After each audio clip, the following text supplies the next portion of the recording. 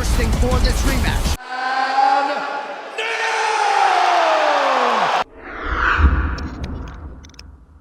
At first glance, his technique looks, well, wrong.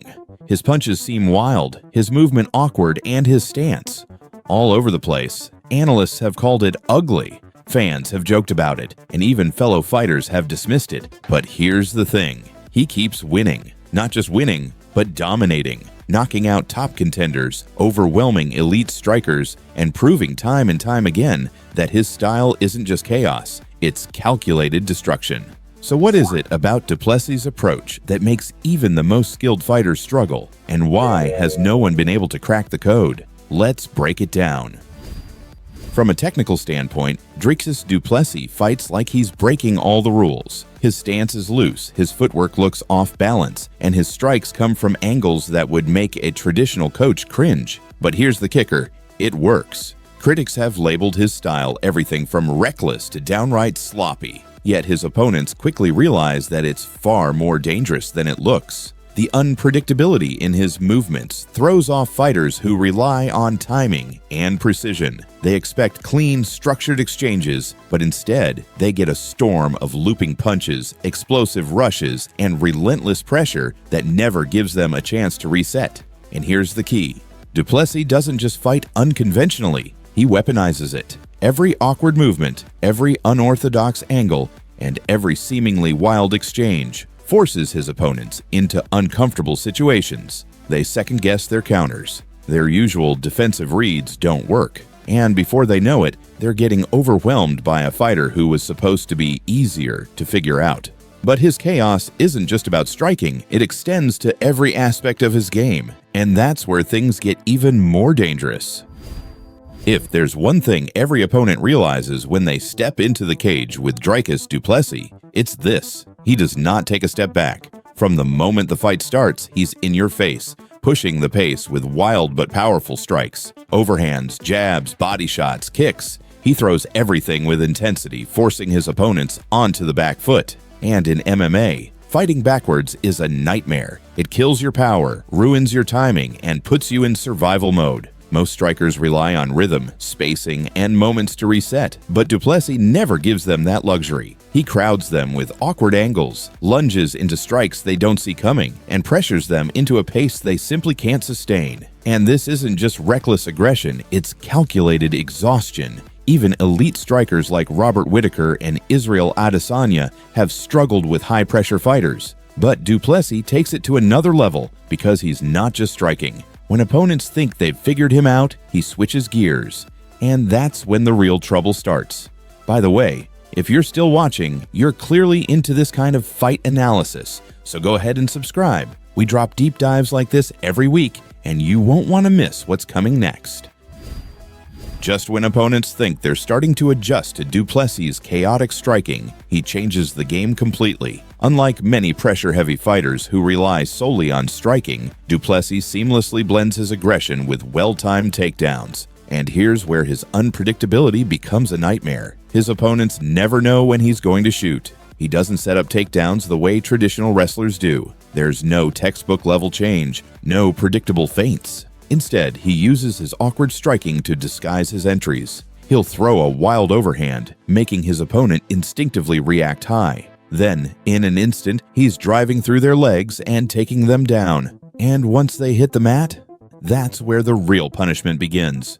Du Plessis is relentless in top control, using heavy pressure, short but brutal ground and pound, and constant movement to keep his opponents trapped. He doesn't stall. He grinds them down, making every second on the ground a battle for survival. And the worst part, this grappling assault isn't just about control, it's a weapon to drain his opponent's stamina. Every scramble, every escape attempt, every failed effort to get back to their feet takes a toll. By the time the fight enters the later rounds, most fighters are gasping for air. Meanwhile, du Plessis, he's still moving forward like it's round one. But his unpredictability doesn't stop there, because even on the feet, he's nearly impossible to pin down.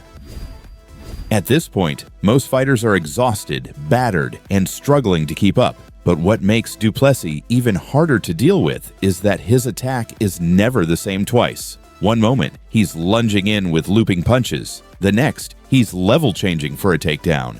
And just when his opponent starts bracing for another shot, he's throwing a head kick or slipping into an unexpected stance switch. This constant variation forces defenders into a guessing game they always lose, because when a fighter can't predict what's coming next, they hesitate. And in MMA, even a half-second of hesitation is enough to get caught. Du Plessis takes full advantage of this. He doesn't just mix up his attacks, he mixes up how he delivers them. His striking angles are weird, his entries are awkward, and his rhythm is nearly impossible to read. And this unpredictability extends to his defense too. He doesn't rely on traditional head movement or crisp counters. Instead, he absorbs shots, rolls with punches in unexpected ways, and turns chaotic exchanges into scrappy brawls that favor him. This is what makes him so dangerous. His fights don't follow a predictable pattern. He forces opponents into uncomfortable territory and thrives in the chaos. But there's one more factor that makes all of this work,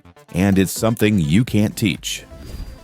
Unorthodox techniques, relentless pressure, unpredictable attacks. These are all critical parts of Dricus du Plessis' success, but there's one thing that ties it all together: his sheer physicality. Du Plessis isn't just skilled, he's a powerhouse. His raw strength, durability, and relentless cardio allow him to maintain a breakneck pace that most fighters simply cannot match. When he throws those wild lunging punches, they land with force because of his natural power. When he shoots for takedowns, they succeed because of his explosive strength. And when fights drag into the later rounds, his gas tank refuses to empty. We've seen so many fighters start strong, only to fade once exhaustion sets in. But with Du Plessis, he just doesn't slow down. His awkward striking doesn't lose power. His wild movements don't become sluggish. And while his opponents are struggling to stay upright, he's still pressing forward, like it's the opening minute of the fight. This level of endurance isn't just rare, it's terrifying, because it means that even when an opponent thinks they've survived the early storm, Du Plessis has another wave of chaos waiting for them. It's this relentless energy, combined with his unconventional skill set, that makes him such a nightmare in the cage. But for all the criticism about his style, the results speak for themselves. For years, analysts, coaches, and even fellow fighters have criticized Du Plessis' style. They've called it sloppy. They've dismissed it as reckless. Some have even joked that he looks like a beginner throwing hands in a parking lot. But here's the undeniable truth: he keeps winning. Fight after fight, he proves that textbook technique isn't the only path to dominance. He's taken out elite strikers, high-level grapplers, and well-rounded veterans, all while making them look completely overwhelmed. Just ask Robert Whittaker, a former champion with some of the cleanest striking in the game. He went into his fight with Du Plessis as a heavy favorite, yet by the second round, he was gassed, outgunned, and finished in brutal fashion. Or take a look at his fight with Derek Brunson, another powerhouse wrestler. Du Plessis didn't just beat him, he broke him, pushing such an intense pace that Brunson's own corner threw in the towel. And what about Israel Adesanya? The former middleweight king has mocked Du Plessis' style in the past, calling him amateurish and unpolished. But as Adesanya himself knows, talking about someone's technique and actually stopping it in the cage are two very different things. Because in the end, Du Plessis' style isn't about looking pretty. It's about overwhelming his opponents, breaking their rhythm, and forcing them to fight his kind of fight. So what really makes his style so hard to defend against?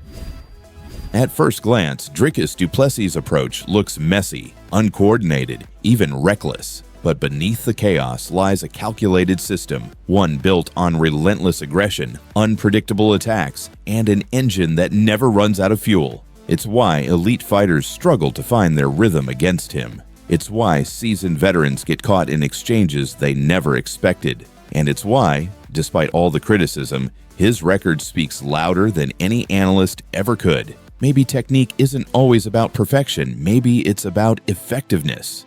And as long as Du Plessis keeps proving that his way works, one question remains: who, if anyone, can actually stop him? Drop your thoughts in the comments. And don't forget to subscribe for more fight breakdowns just like this one.